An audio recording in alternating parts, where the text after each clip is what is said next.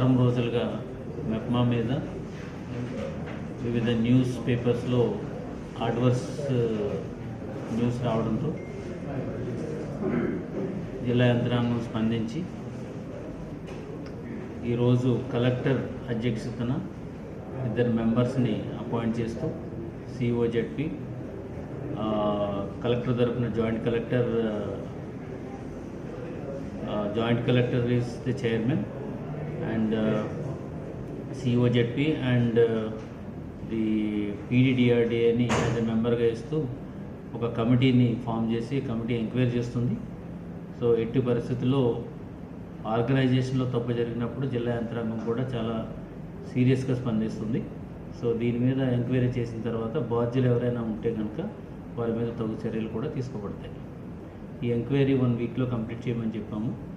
So ఈ enquiry అయిన తర్వాత వాస్తవం ఏంటి అనేది తెలుసుకుని దాని ప్రకారం దానికి బాధ్యులు ఎవరైతే ఉన్నారో వారి మీద యాక్షన్ తీసుకోవడం జరుగుతుంది.